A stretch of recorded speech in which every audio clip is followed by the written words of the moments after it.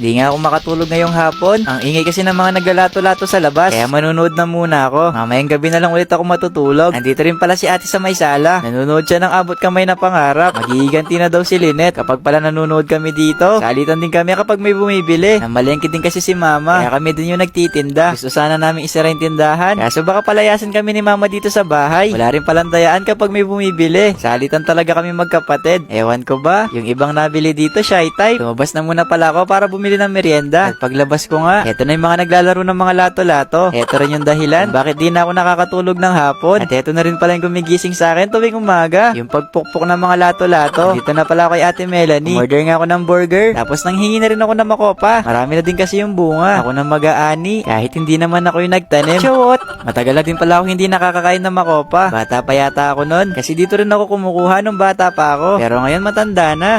Pagkatapos ko nga makapag-order ng hamburger, tsaka makakuha ng makopa, pumunta na ako sa sala para makanood na din. Unang kagat pa nga lang na kinakain ko, natingin na si ate. Sabi niya kasi ayaw niya ng burger. Tapos ngayon kakagat siya. Sabi ko nga sa kanya dyan, ditak mo metong mong kinis. Shoot! Di na nga namin maintindihan yung pinapanood namin. Sobrang ingay ng mga naglalato-lato sa labas. Eto pa, mukhang may tournament pa sila. Pagkarating nga nila mama, sabi ko kay ate, punta muna kami sa mall para makapagpalamig. Para kahit papano, hindi ko muna marinig yung tunog ng lato-lato. Pagkarating ko nga dito sa San Fernando, yung pagpukpok pa rin ng lato-lato yung naririnig ko. Nakakaldag pa nga tong batang to. Parang gusto ko tuloy gupitin yung tali ng lato-lato niya. Charot! Baka umiyak. Magsumbong pa sa nanay. Habang naglalakad pa nga ako dito, napansin ko si ate nagtatatalon. Sabi niya, wait lang, kukunin daw niya yung cellphone niya. Sabi ko naman sa kanya, sige lang, ako na muna magbabantay. Pagkatapos nga makapagpa-picture ni ate, umalis na din ako. Bala ko din kasing pumunta sa simbahan. Wala namang misa ngayon, pero bala ko na ding daanan. Ang dami kasing blessings na dumadating sa akin ngayon. Kaya diretso muna ako simbahan. Habang tumatawid nga ako, naririnig ko na naman yung tunog ng lato-lato. Nakakalak na rogo yung balugbog ko sa tunog ng lato-lato. Simula pala nung nahuli ako, na nag-jaywalking dito sa San Fernando, natuto na akong tumawid sa tamang daan. Dati kasi lakad lang ako ng lakad kahit saan. Muntikan pa akong pinawalis ni kuya nun. Di ko nakikwento yung nangyari nun. Kasi andito na ako sa simbahan. Kapag pala nadaan ako dito sa San Fernando, pag may oras pa ako, lagi akong dumadaan dito. Lalo na nung nag-aaral pa ako. Medyo malapit lang kasi yung school namin dito. Tsaka nadadaanan ko na din. At pagkatapos ko nga makapagpasalamat, diretso na ako sa mall para makapamili na rin. Pagkalabas ko nga ng simbahan, yung mga bata naglalato-lato na naman. Share ko na pala sa inyo yung buong araw ko naririnig.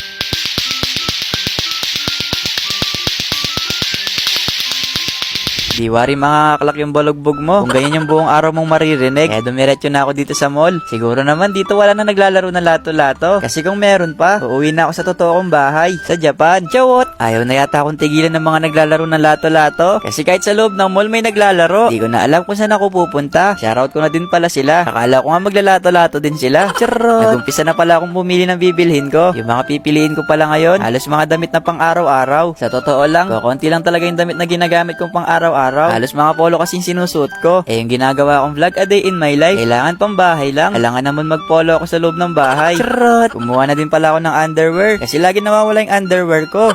Binili ko na din pala si mama. At saka yung mga ibang pinili ko, hindi para sa akin yan. Para sa mga kuya ko. At saka kay papa. Yung para sa akin lang dyan, yung nanonood. Charot! Pagkatapos ko nga makapagsukat, binayaran ko na sa cashier. Binigyan niya nga ako ng receipt dyan. Pumunta daw ako sa customer service. Kasi may coupon daw ako na marireceive. Kilala pa nga nila ako dito. Kaya nag-hi na lang ako sa kanila. Ito na pala yung binigay nila sa akin. 100 pesos gift check. Ilagyan na din nilang pangalan yung card ko. Pumunta na muna pala ako dito para tumambay na muna bago ako umuwi. At saka nagugutom na din ako. Kailangan ko na din pakainin yung mga bulati ko na nasa tiyan. Habang naglalakad nga ako dito, naririnig ko na naman sila.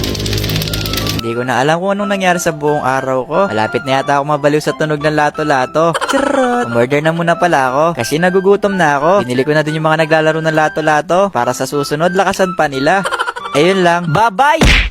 Inutusan nga ako ni mama. Ako na muna daw magtinda sa tindahan. Kasi busy pa daw siya naglalaba. Tatapusin lang doon yung mga labahin. Tapos siya na yung magtitinda. Mamaya na lang daw ako matulog. Sabi ko nga sa kanya, magsara na muna ng tindahan. Kasi wala rin masyadong tao ngayon. Lalo na natutulog yung mga tao dito. Tapos yung mga bata nasa eskwelahan. Sayang daw baka may bumili ng yelo. Hindi niya alam kapag nandito ako, mas lalo siya nalulugi. Kasi kapag nandito ako, lahat ng magustuhan ko, kakainin ko.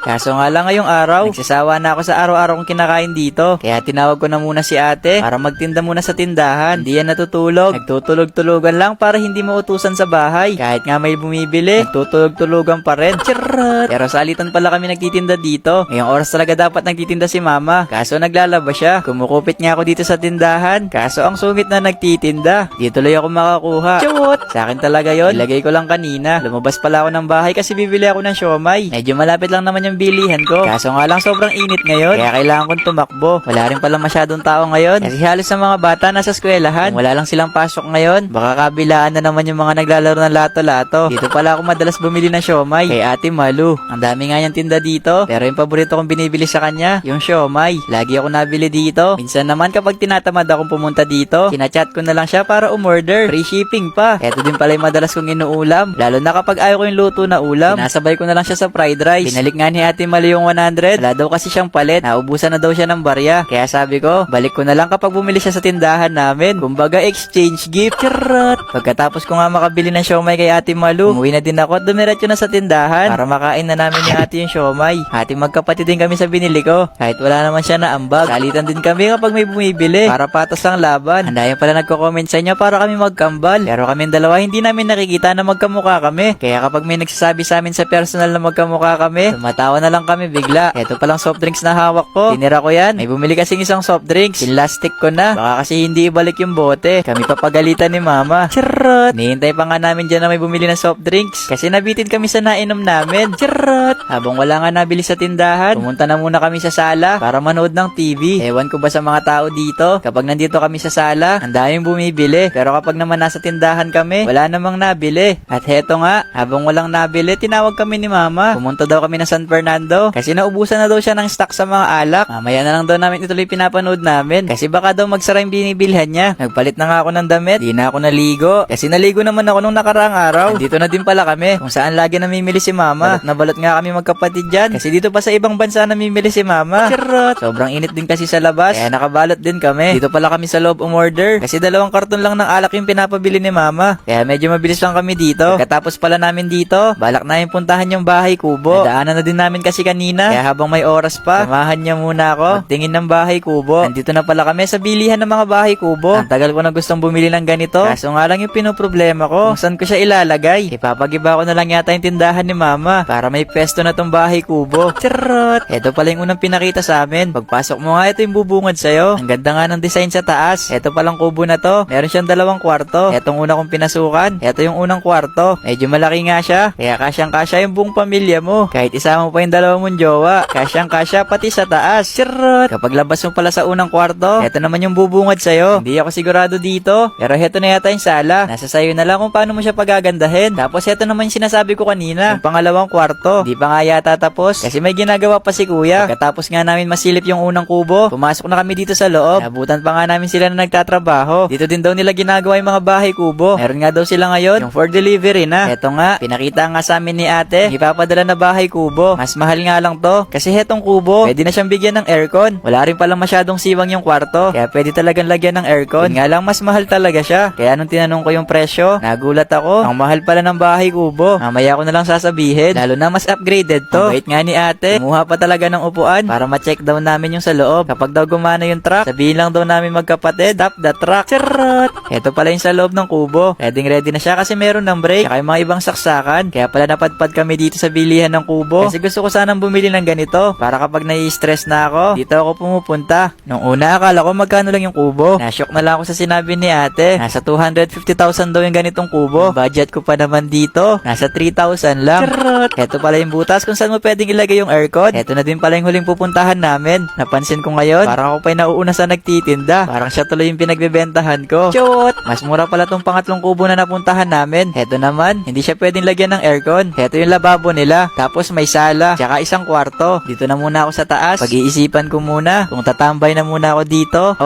uuwi na ako. Ayun lang. Bye-bye!